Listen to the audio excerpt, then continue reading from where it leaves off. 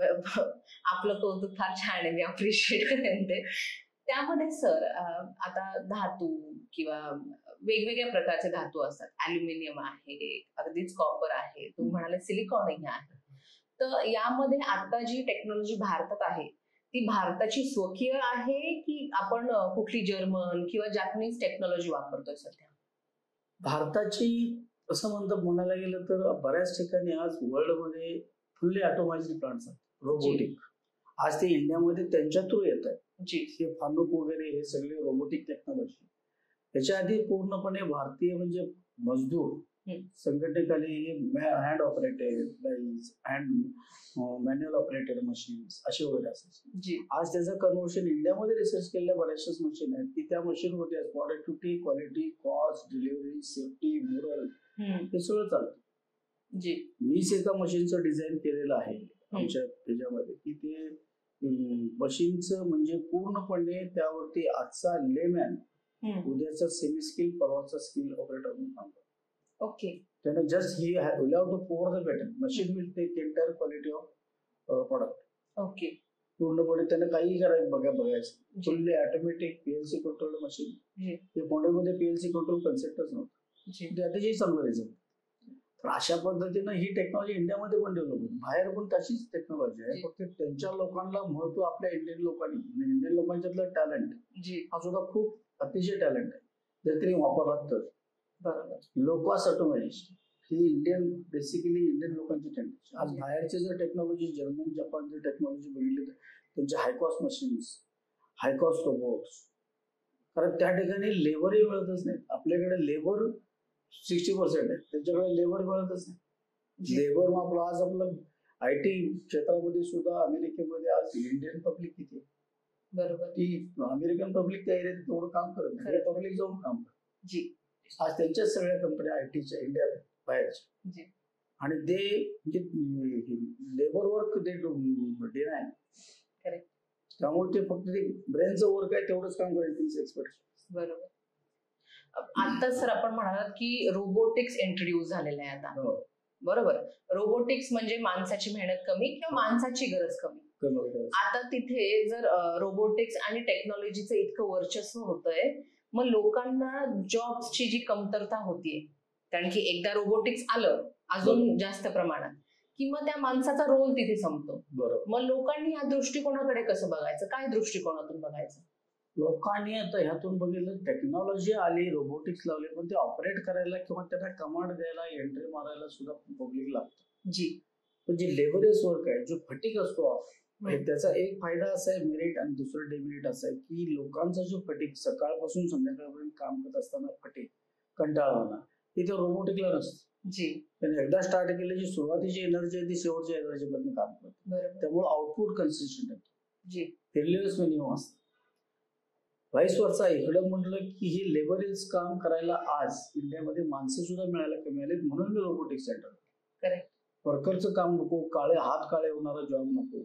आज अशी लोकांची टेंडन्सी, लोकांना AC, PC, CC, AC वरती पाहिजे, खाली समोर आपला कॉम्प्युटर पाहिजे, आणि फक्त मेलिंग वरती CC. त्यामुळे लोक पब्लिकचं हे पण तोच होतात. आज जी मुलं बघितली सगळी कॉन्व्हेंटला जातात, सगळे IT क्षेत्राकडे, इंजिनिअरिंग कडे लोकांचा फोकस कमी होत चालला. बरोबर. पण ह्या इंजिनिअरिंग मध्ये ह्यामध्ये जे नॉलेज आहे किंवा ह्यामध्ये जे टेक्नॉलॉजी आहे किंवा ह्यामध्ये जे आहे ते त्यामध्ये नाही. त्या ठिकाणी तुम्हाला तुमच्या नॉलेजमुळे रिस्पेक्ट मिळतो, तुम्हाला तुमच्या नॉलेजचा आनंद वाटतो, तुम्हाला तुमच्या नॉलेजचे इम्प्लिमेंट केल्यानंतर yes I have developed something differently than others याचा अभिमान वाटतो. की त्या फील्डमध्ये नाही, just they are making the data. This is my opinion, what the other publics are telling I don't know. नक्कीच. त्यामध्ये सर आपला प्रवास आता फार मोठा आहे. अगदीच आपण 3 जनरेशन बघितल्या असतील of technology also, almost 4 decades. Yes. तर यामध्ये सर काय फरक जाणवला किंवा काय प्रगती जाणवली, आणि ऍट द सेम टाइम प्रगती पुढे जाताना तुम्हाला त्याचे डिमेरिट्स काय काय जाणवले? नाही, आता या प्रगतीमध्ये की सुरुवातीचं 90s मध्ये, बॅक 90s, मी 1988 ला मी करिअर स्टार्ट केलं. त्यावेळी माणसाचं इम्पॉर्टन्स हा खूप महत्वाचा होता. त्यावेळी CNCचं व्हर्जन आलं, लेथ मशीनचं व्हर्जन आलं CNC, मिलिंग मशीनचं व्हर्जन आलं VMC.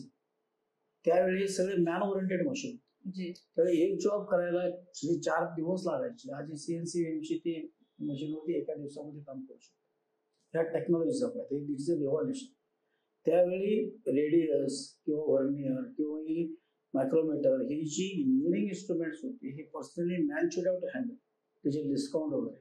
आज ते जाऊन पूर्णपणे डिजिटल इन्स्ट्रुमेंट्स आहेत, त्यामुळे तुम्हाला डिस्काउंट वगैरे नाही. लॉगॅरिथम टेबल वापरायला लागत, ते पूर्वीच्या काळात करावं लागायचं. त्या पूर्वीच्या काळातला considering the inflation of the money, त्या काळामधले पेमेंट्स, त्या काळामधलं टर्नओव्हर, ते त्या रेशोने होतं की ज्या लेवलचं इन्फ्लेशन त्यावेळी होतं, महागाई वगैरे. पण आजच्या ह्या काळामध्ये, या धावत्या जगामध्ये, आज त्यावेळेचं जर पब्लिक बघितलं, पुण्यामध्ये मी 2000 ला आलो, पुण्यामध्ये कुठंतरी 2 व्हीलर दिसायच्या, 4 व्हीलर केव्हा तरी दिसायची, सायकलही असायची. पुण्याचं फेमस होतं सायकल.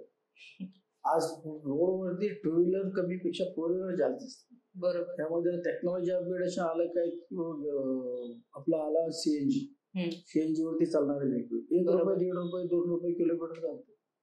पूर्वी पेट्रोल आणि डिझेल, पेट्रोल महाग, लोक जायची वळायची नाही. आज चायनामध्ये वगैरे त्या कंट्रीजमध्ये असं आहे, मी ऐकलंय, मी पाहिलंय की जर तुम्ही X amount if you are paying to the government as a tax, then only you will liable for taking the vehicle. Okay. 2 wheeler. If you are paying so much tax to government, then for 4 wheeler. आपले तर तसं नाही, दिवसभर काबाड कष्ट करणारा सुद्धा संध्याकाळी car म्हणून करतो. हे आपल्या गव्हर्नमेंटची पॉलिसी, त्या पॉलिसीला हा डिफरन्स, जे त्यांना रूल्स. त्यामुळे एवढं पब्लिक, एवढे ऍक्सिडेंट्स, एवढे जे झालेलं आहे. आज मी एकदा मागे जर्मनीमध्ये गेलो होतो, रात्री 1चा प्रवास चालू होता आमचा, जर्मनीच्या कॅपिटलला चालू होता, मी बर्लिन. रात्री 1 वाजता त्या ड्रायव्हरनं गाडी थांबवली. त्याला विचारलं, गाडी का थांबवली? म्हटलं, सर मी गाडी जर मी हा क्रॉस करून गेलो, म्हटलं इकडून गाडी नाही, तिकडून गाडी नाही, पूर्ण नाही, तू थोडं काय येत नाही. मी आता जर क्रॉस केलं तर माझं जेवढं पेमेंट आहे तेवढं डेबिट डायरेक्टली माझ्या अकाउंटवरती येतं. का तर मी सिग्नल तोडला. ट्रॅफिक कुठं काही नसतात, तिथे 0 ऍक्सिडेंट.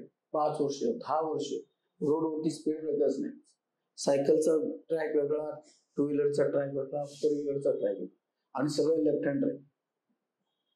इकडे पण पब्लिक आहे, तिथं आपल्या इथं पब्लिक, आपल्या इथं लेन नावाचा प्रकार लोक हे करत नाही. ते स्वतःच्या मोरल किंवा ह्युमन बिईंगला खूप जपतात. तसे इंडियामध्ये हे चेंज व्हायला ना, त्यांच्याकडे कल्चर. आज त्या लोकांच्या एवढ्या प्रगती पथावर काय, जपानी, जर्मनी, 5 इयर्स नंतर रिसायकलेशन म्हणजे डिसायकल करायचं म्हणतात. आज आपल्या इथं कार चालते 20 वर्ष, 15 वर्ष, 25 वर्ष. तिथं 5 वर्षानंतर तुम्हाला कार स्क्रॅप करावी लागते.